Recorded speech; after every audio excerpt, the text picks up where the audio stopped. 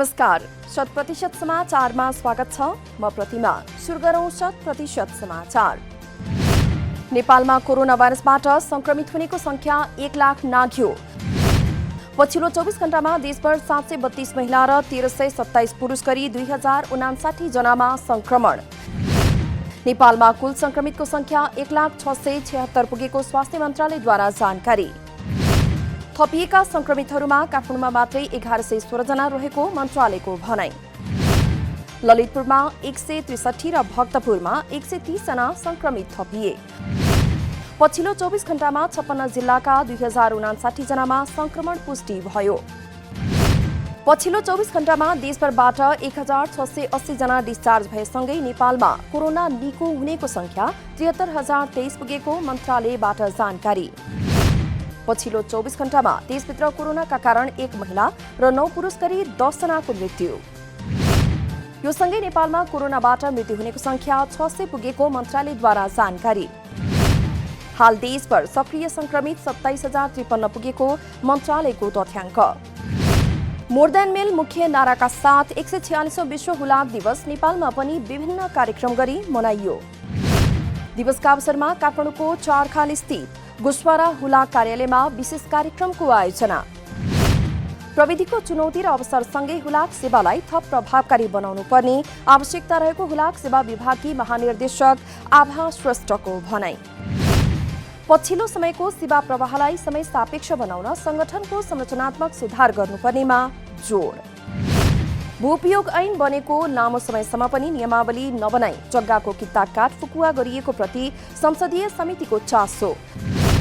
ऐन बनेको 2 वर्ष बितिसक्दा समेत नियमावली नबनाई किता काट फुकुवा गर्ने निर्णय संविधान र ऐन विपरीत भएको समितिको ठहर।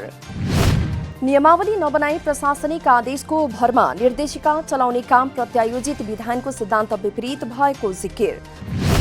भूमि व्यवस्था सहकारी तथा गरिबी निवारण मन्त्री पद्मा अर्याल र मन्त्रालयका सचिवलाई छलफलका लागि बोलाउने समितिको निर्णय।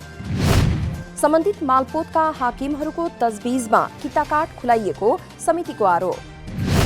निर्देशिका बनाउनका लागि नियमावली बनाउनु पूर्व शर्त भए पनि त्यसो हुन नसकेको सांसदहरूको भनाई। नेपाल भारत खुल्ला सिमाना निगरानीका लागि झापामा मात्रै यस वर्ष थप 10वटा बोर्डर आउटपोस्ट निर्माण गर्ने सरकारको लक्ष्य। झापाको 144 किलोमिटर भूभागमा जम्मा 8वटा सशस्त्र प्रहरीको बोर्डर आउटपोस्टलाई यसै वर्षभित्र थप गरी 18वटा बनाइने। केही दिन अघि मात्रै झापामा थप 2वटा नयाँ पोस्टको गरिएको थियो स्थापना। पोस्ट स्थापनासँगै सीमा अतिक्रमण रोक्ने लगायतका कार्यमा सहयोग पुग्ने झापाका प्रमुख जिल्ला अधिकारीको भनाई। तिरिङ, नकलबन्दा, ज्यामिरगढी, सतीघट्टा, भद्रपुर, पन्थापाडा, महेशपुर र आपकाछीमा यसै वर्षमा पोस्ट स्थापना गर्ने सशस्त्र प्रहरीको भनाई। सरकारको नीति अनुरूप प्रत्येक पोस्टमा 35 जनाका दरले इन्सपेक्टरको कमान्डमा सशस्त्र प्रहरी कर्मचारी खटाइने। सरकारद्वारा वैदेशिक रोजगारीमा जाने कामदारको स्वास्थ्य परीक्षण गर्दै आएका 35वटा स्वास्थ्य संस्थाको सूचीकरण खारेज। नियमानुसार धरौटी नबुझाएकाले सूचीकरण खारेज गरिएको श्रम रोजगार तथा सामाजिक सुरक्षा मन्त्रालयको भनाई।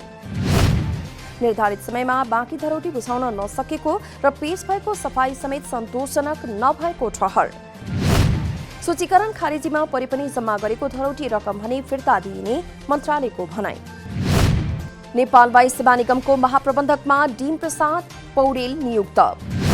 मन्त्री परिषद बैठकले पौडेललाई महाप्रबन्धक नियुक्त गरेको कृषि तथा पशुपक्षी मन्त्री घनश्याम भूषालद्वारा जानकारी।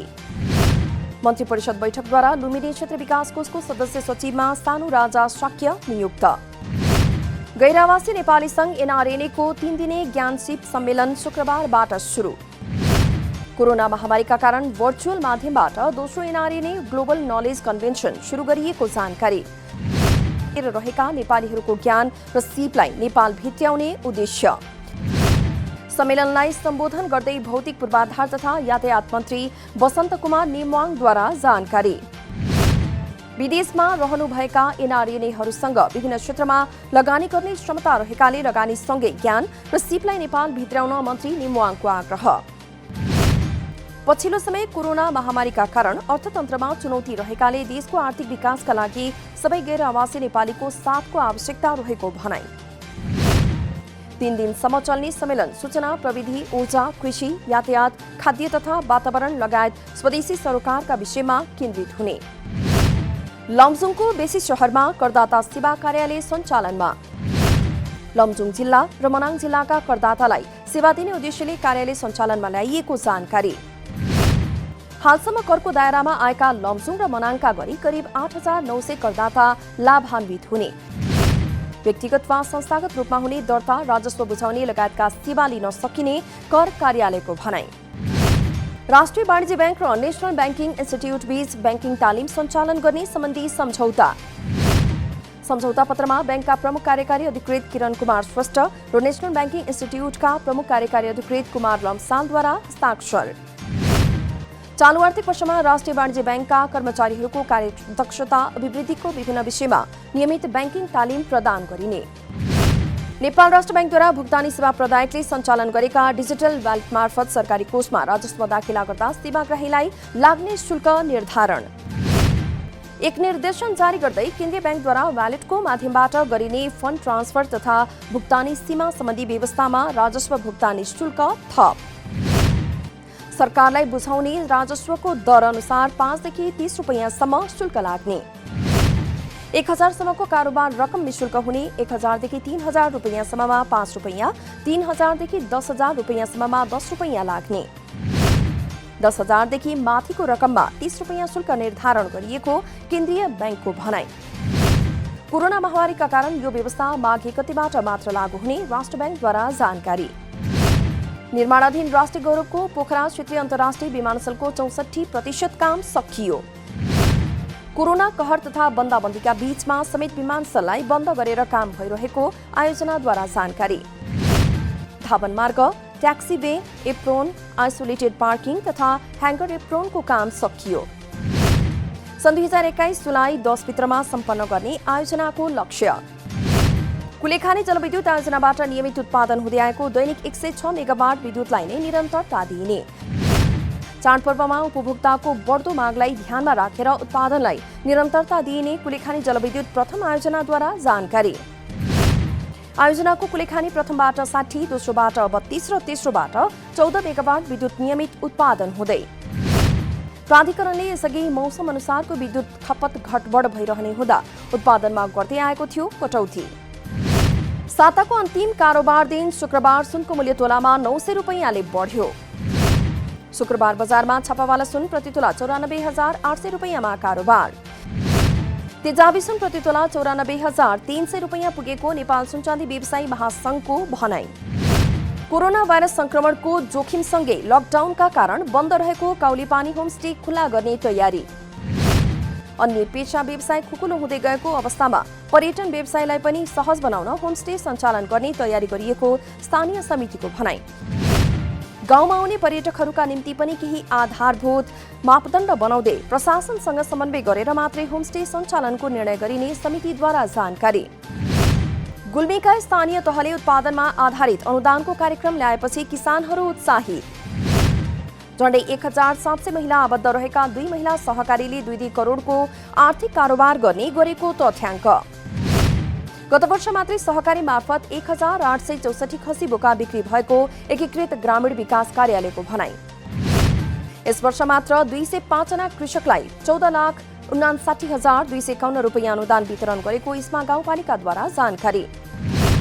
उत्पादनमा आधारित अनुदानसँगै आवश्यक घाँसको बिउ, दाना, उचित मूल्य र बजारीकरणको प्रबन्ध भए केही गर्न हौसला मिल्ने किसानहरूको भनाई। डडेलधुरा सदरमुकामको अमरगढी नगरपालिका वडा नम्बर 5 मा पहिलो पटक दिव्य शान्ति अनुभूति बाटिका निर्माण। शिक्षा विकास तथा समन्वय इकाइ कार्यालय नजिकै रहेको बाल मन्दिर क्षेत्रमा बनाइएको हो पीस पार्क। पार्कमा ब्रह्मकुमारी ईश्वरीय विश्वविद्यालयका प्रतिनिधि तथा स्थानीयले विभिन्न फूलहरूले सिंगारिएको जानकारी। फुर्सदको समय व्यतीत गर्न र मनोरञ्जनका लागि घुम्न आउने युवा, बालबालिका तथा अन्य नागरिकले मनोरञ्जन गर्ने स्थल बनेको स्थानीयको भनाई। डडेलधुरामा बाटिका निर्माण भएपछि दैनिक 30-40 जना व्यक्तिको आवत जावत हुने गरेको विश्वविद्यालयद्वारा जानकारी। सन् 2020 को नोबेल शान्ति पुरस्कार वर्ल्ड फूड प्रोग्राम संगठनलाई दिइने।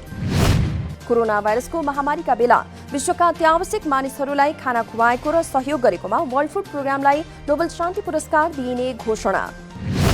बांग्लादेशको रोहिंग्या शरणार्थी शिविरमा दुई पक्षबीच झडप हुँदा कम्तीमा 8 जनाको मृत्यु।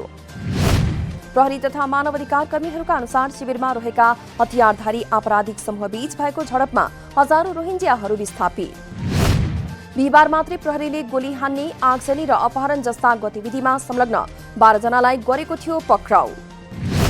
शिविरमा आफ्नो पकड कायम राख्न दुई समूहबीच झडप भएको अधिकारीहरूद्वारा जानकारी। दुई समूहहरू मानव तस्करी र लागु औषधको कारोबारमा पनि संलग्न रहेको हुन सक्ने आशंका। लागु औषध तस्करी गरेको आशंकामा भएको दोहोरो झडपमा उनीहरू मारिएको बांग्लादेश सरकारको भनाई। उत्तर कोरियाद्वारा सबैभन्दा ठूलो सैन्य परेडको तयारी। वर्कर्स पार्टीको 75औं वर्षगाँठको अवसरमा सैन्य परेडको तयारी गरिएको जानकारी। विश्वविद्यालयका अनुसन्धानकर्ताहरू समेत परेडमा सहभागी हुने।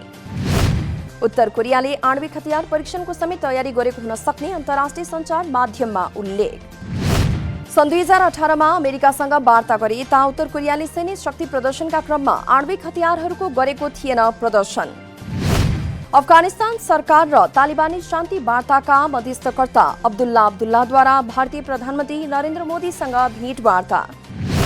प्रधानमन्त्री मोदीसँगको भेटवार्ता अफगान शान्ति वार्तामा केन्द्रित भएको जानकारी।